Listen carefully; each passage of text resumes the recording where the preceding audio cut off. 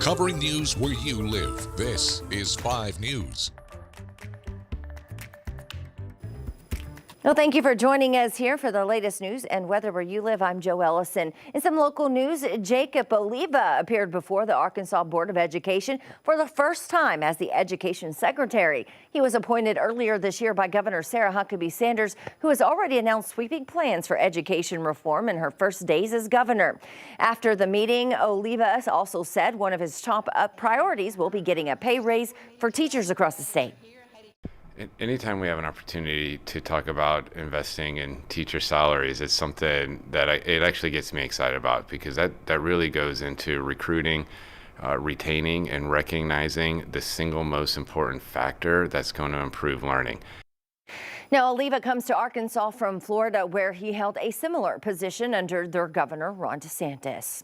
Now, before we get to other local and national news, let's get a check of that weekend weather with meteorologist Zach Scott. Hey, Zach. Hey, Joe, big time weekend weather. A lot of people paying attention. What's it gonna be? We had a nice Monday, Tuesday, Wednesday, warm weather built in. Cold front swept in.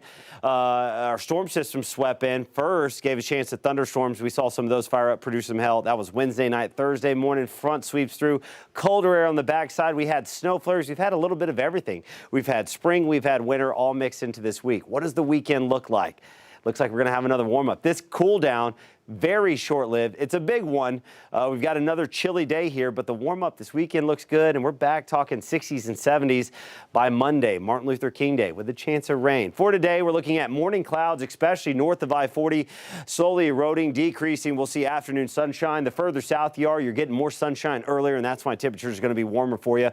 Overall, we are looking to be in the 40s, lower 40s to upper 40s from north to south. Cold night ahead going into Saturday. That cold air still in place. We're talking temperatures in the 20s. We'll have a light breeze out of the north switching to the south, about 3 to 8 miles per hour. So light, but we could see a few areas with some teens showing up in far northwestern Arkansas. Mentioned the warm up for the weekend, 50s. We'll see some scattered higher level clouds, especially by the afternoon, working in out of Oklahoma. The higher level clouds not as thick, so it'll filter out some sunshine, but overall, southerly flow here through the weekend is going to help us with that warm up. South winds pick up and return Saturday, a little bit of a breeze, 5 to 15. Those winds crank up on Sunday. We're talking winds gusting 25 to 30 miles per hour for the River Valley, 30 to 40 miles per hour for northwest Arkansas. That will help bring in moisture ahead of our next disturbance. The first one swings in Sunday night. Monday, we're tracking the chance for some scattered showers Sunday night, Monday morning.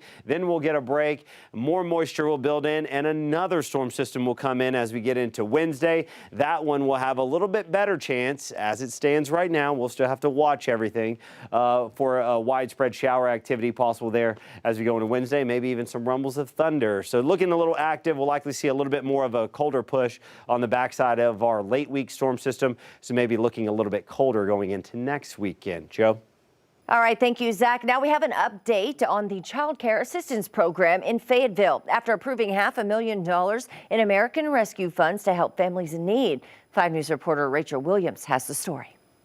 Folks are finding a challenge with meeting the cost of childcare because it is so high. The city of Fayetteville approved ARPA funds on December 6th, and applications were available on December 9th, but now people are just waiting for approval and the money. We think that we're going to get the first funding pushed out, actually payments out the door. It'll be the first week of February is when we'll start pushing out the money, getting out the door. Field says the process of getting approved takes between 2 to 4 weeks. It's not as easy as we get an application, we approve it or deny it. No, because some of them aren't truly complete. So far, the city has gotten 52 applications totaling $624,000. At this point, based on the applications that we think will be approved, we're maxed.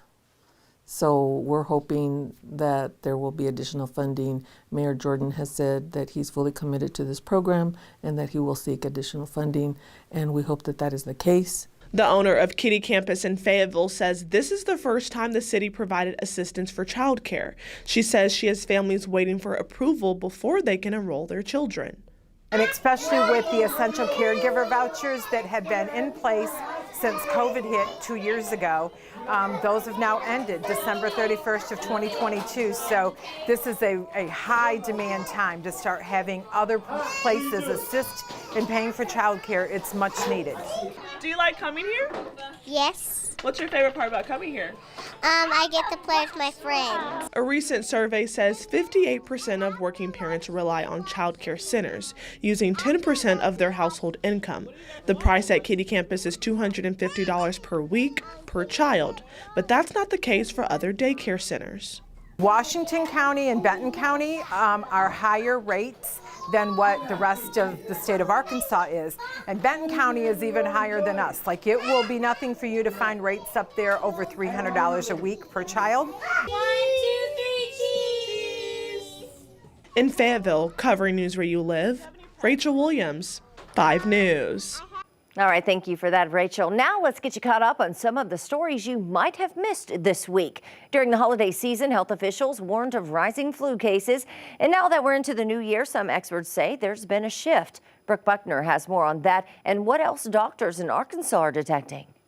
COVID is at the top of the list and flu has descended. So it's some good news, bad news. Dr. Joel Tumlison with the Arkansas Department of Health tells me that's a big change from where we were a month ago. Flu numbers have declined pretty significantly now, 4 weeks in a row. They're definitely heading downhill. They're still at fairly high levels, but it's no longer very high with large numbers of people getting sick. Dr. Tumlison says hospitals are also seeing less flu but more COVID. Last week, hospitalizations in Arkansas due to COVID were in the 400s, which for context is about at the same level it was this summer during the Omicron BA.5 surge. He says the new Omicron subvariant XBB.1.5 has something to do with the increase. It's a little more infectious. And even though it's not currently the predominant strain here in Arkansas, he says it likely will be in the next 3 or 4 weeks. As it currently is in the northeast of the United States, which seems to be where it started. During this time of year when lots of people have runny noses or sore throats, Dr. Supal says it's hard to know if you're contagious. So be extra cautious. That doesn't necessarily mean you need to stay out of,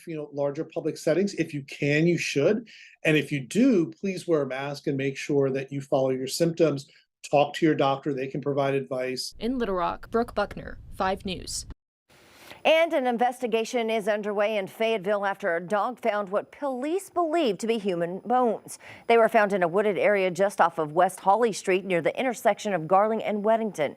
5 News reporter Rachel Williams has those details. We received a call that a canine or a dog had been out playing and had retrieved some possible human remains. The dog had brought back bones, and officers responded to the scene, and at that point we initiated investigation. Because it was dark in a heavily wooded area, Fayetteville police had to wait until daylight to start their search. The coroner's office, Fayetteville Police, and the Washington County Sheriff's Office spent the morning searching, having to use tools like hedge clippers and rakes to clear through the brush. I'll go show them the pictures that we just took. Fayetteville Police also called in drones from the Sheriff's Office to help with the search. Specific incident, if you look around the city of Fayetteville, a lot of people don't notice it just driving around, but there are heavy thickets within the city, and we have stumbled upon one here, so we utilize Washington County Sheriff's Office drone. They're more than happy to come out and help us in most every situation, so we're thankful for that, and we're going to utilize all the tools at our disposal to help us make this search more in depth. With the evidence they found, Sergeant Murphy says it will all be sent to the crime lab. It's the beginning stages of the investigation, so as it unfolds, we'll release information as we learn more. And since the start of her campaign, Sarah Sanders has said she will push for better education with a big focus on workforce development. This is the new Arkansas governor. 5 News reporter Micah Wilson takes us to an Arkansas school already preparing its high school students for that workforce. As long as I am governor, our schools will focus on the skills our children need to get ahead in the modern world. Tuesday, during her inauguration speech, Governor Sanders continued her push for better education. The path to success that starts in the classroom must eventually lead to a good job in the workforce. For the past 4 years, students at Springdale High School have been getting training. It's a little bit of everything: plumbing, electricity, industrial electricity, surveying. Ag teacher John Rice, wiring there. has been with the district for the past 18 years. Hey, lay off the hammering for a while, okay? We're applying knowledge and applying technical ability to real-world skills. Each year, about 450 students go through the program, which fills up fast. Welding's been my passion since junior high. But this is senior Damon Razzo's first year in the program. Well, the positions get really filled up real quick, which is a pain. However, less than a year in, and he's already teaching meat. I've gotten pretty good at it. He plans to go to Arkansas Tech and is taking with him the skills he's already learning in high school. Really prepared me for later on in life, and it taught me life lessons. Lessons that have already helped Mr. Rice's former student. Making $85,000 a year, which is more than I make, and that's always a gratifying thing. The governor hopes to take what Springdale is already doing and make it the standard across Arkansas. Education is the key that opens the door to a lifetime of opportunity. In Springdale, covering news where you live, Michael Wilson, 5 News. Well, thank you for joining us here today for the latest news and weather where you live. I'm Joe Ellison. We hope you have a great weekend.